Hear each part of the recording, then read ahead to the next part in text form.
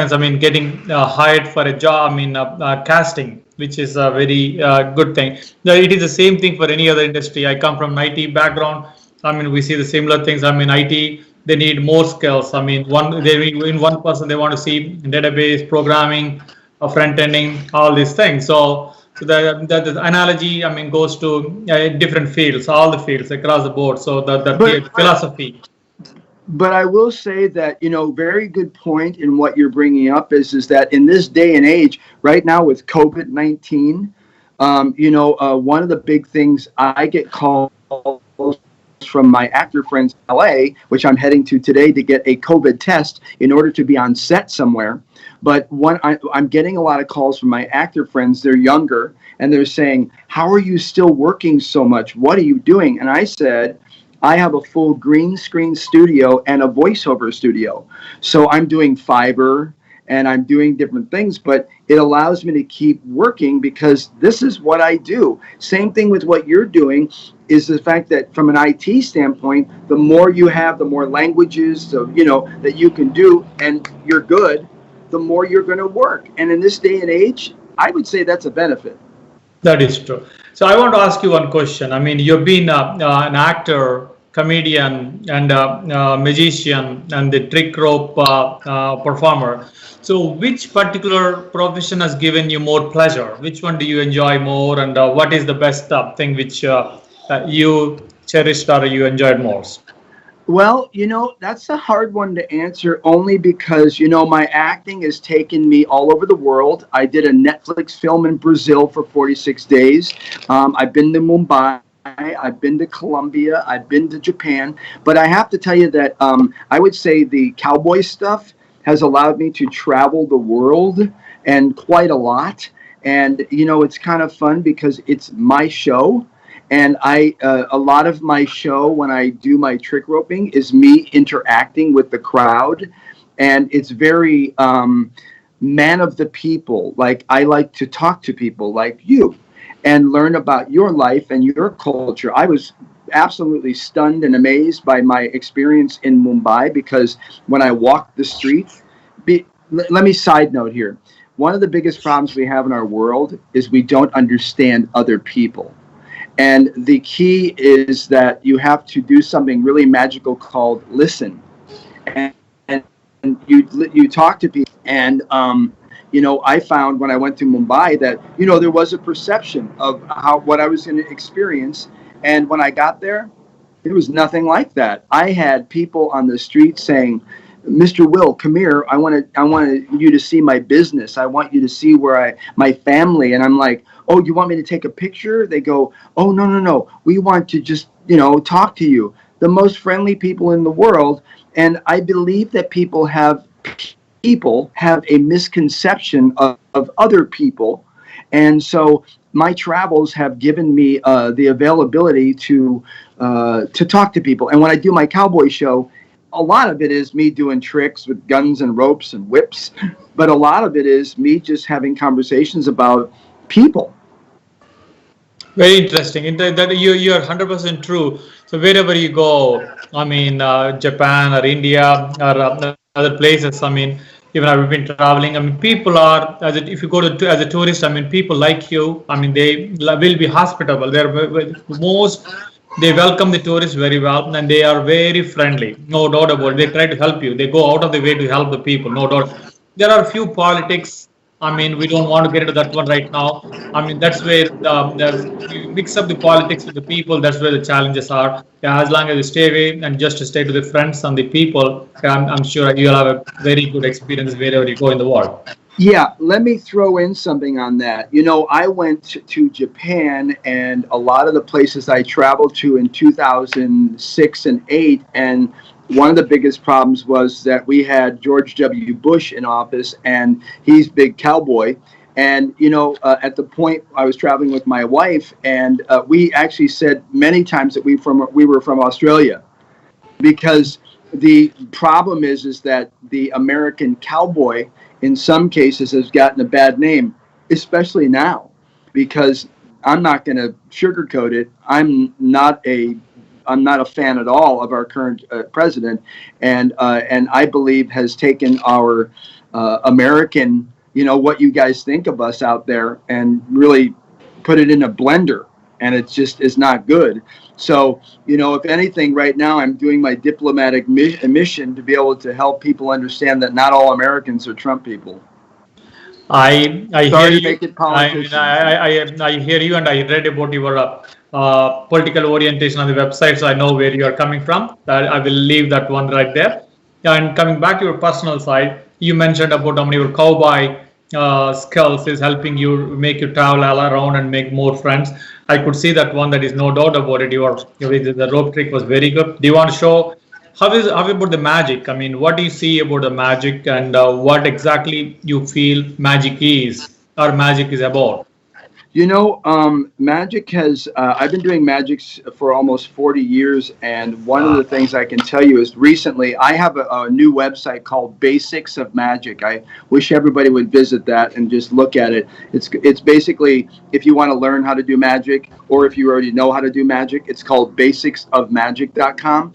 And it is a virtual, because I'm very techie, and you can actually go there and get virtual magic lessons, or you can see virtual magic shows. But one of the things with magic, since I've been doing it for so long, is that back when I started in the 80s, magic was really an American thing. When you referred to magicians, you said Copperfield or Doug Henning, or you said, Siegfried and Roy. But now, in this day and age, in 2020, it's international.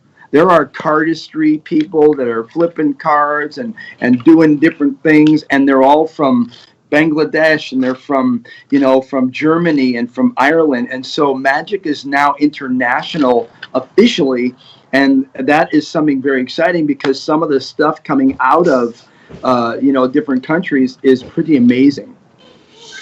I agree. And so, what do you think? I mean, we should look for as an audience. I mean, what is that? I mean, we should look for in a magic show or any show we go for. Let it be a rope trick or a cowboy show. So, what is that we should look for, and what is it from the performer perspective and from the audience perspective? Both, if you can share, that will be great. Well, one thing I'll tell you that has changed a lot in magic is that it is the performance sides have kind of drifted away. I mean, there's always been hokey magicians, and a lot of the older guys, you'll see them out there going, "Look, I got a rabbit," and you'll be like, "Oh, that's hokey." But one of the trends nowadays is what I call internet magic, or crotch magic. And it basically is, you'll look on TikTok or Instagram, which, by the way, my Instagram is actor Will Roberts, and my TikTok, I believe, is not sure. Whatever. So this is what I see a lot. People go. Your TikTok. I mean, technically there was a you were not able to hear your TikTok website. If you want to repeat it, please repeat it. Yeah, I know that my Instagram is actor Will Roberts, so please check that out. On TikTok, I believe I am the honest huckster. Honest huckster. One word. And anyway, so in Instagram magic, or crotch magic, looks like this. People don't talk. Even though they have skills, they don't talk. They go like this. They go.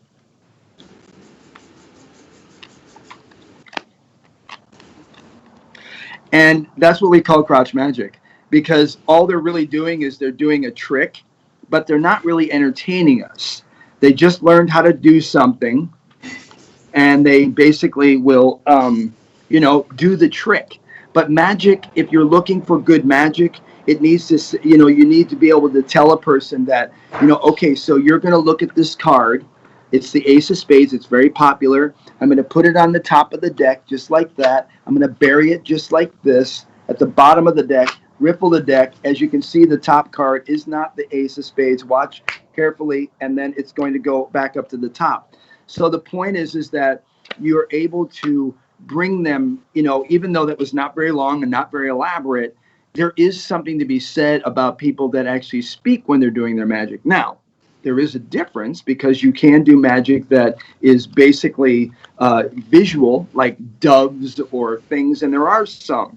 But a lot of what's happening now is that people are just afraid to speak. And that's our biggest problem, is the art of conversation has kind of died, and magic has suffered from it. I hear you. I mean, that's a so. I mean, what you're saying is, I mean, when you're saying magic show or any of the shows, it is mostly of the 4D. I mean, in other shows, I did mention about this one. Most of the other shows are like when you play. If you go to a play or a movie, you will just watch what they're performing. But if you go to magic show, you do involve the audience, and they're also part of your show, which is like a 4D, like just like Terminator 3D in the Yeah. Universal Studio when you go there when you are part of the show. Well, So but by the way, that's life. I mean, if you're just going by life and going, "Hey, look at me, it's all about me," uh, then the problem is that you're kind of robbing everybody of the true essence of what you really are. And in magic, if you don't say, "Do me a favor, can you hold this?" and refer to someone and have them hold it. Now, watch this happen in your hands. Do you see that? Yes. Then what's the problem is that you're not really, again, you're not involving them, which hence if you involve someone in something like that, it's much more mystical, it's much more amazing in some cases. So I just think that's part of it that's kind of missing in some cases. very nice. You did say it very well. I mean, we are robbing the people, let it be a politician or a motivational speaker or many of the shows. I see that I mean we are taking out robbing the time of the precious time of the audience, and you're not involving them or informing them properly. So I mean I totally understand. I thank you very much for bringing up that one. Thank you. Yep, you're welcome. And do you want to share any special moment? I mean, which you have let it be in your Hollywood experience? The Yeah. very any place. Yeah, that will be great. I've had some, I am what we call a career actor. This is what I do. It's not my hobby, it's my profession, and I work every day very, very hard. I know that many of your watchers out there and listeners that will basically see me and go, "Oh, okay, he's an actor in Hollywood. What's the advice?" And my advice, I want to tell you, and I'll mention in a moment as well, is that you have to want it so bad and to understand that most of the time you're going to be rejected. And the biggest problem we have right now in Hollywood or in general in the acting world, and I have a lot of fans in India, a lot of them, because of ABCD too, and so on, is that I get a lot of people that ask me to put them in movies, and I'm like, I don't. I'm an actor, and I'm even if I was producing something, to have someone come all the way to do. What I can tell you, my pearl of wisdom, my advice to you is you have to keep trying and try to come up with your own things. And I see a lot of great stuff out of India. I'm watching my Instagram and I see people doing things. By the way, lip syncing is really not acting. It's really just lip syncing. So if you're going to create content, and look, I have an iPhone 11 Plus. I shoot stuff 4K. It looks amazing. I do lower thirds. I do green screen. And I'm here to tell you that get out there and do your own thing, because right now, COVID-19 has proven something, that a lot of people are going to fall off in this industry because they don't have the technology to be able to produce, shoot, write, edit their own stuff. When you do that as an actor, because most of us are poor, we have no money. And when that's being said, if you can't do your own, I don't want to say coding or whatever, but if you can't do your own Wix site or WordPress site, and you can't do your own social media, and you can't produce your own thing, you're dead in the water. That's just a fact. So what I'm saying to you is that it is as important, if not more, to learn how to market yourself, because people forget all the time that in the word show business is business.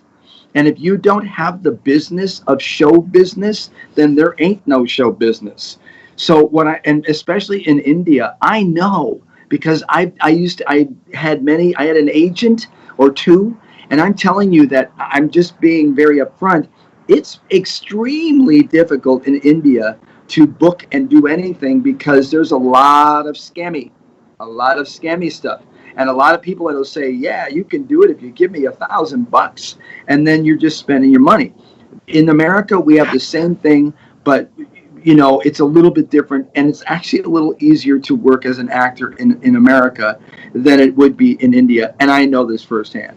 So get your skills in order. And Very my nice. best, Yeah, Oh, and my thank you best very much. I mean, experience, and just sorry, really go ahead. Please quickly, go ahead. yeah, my best experience would have to be.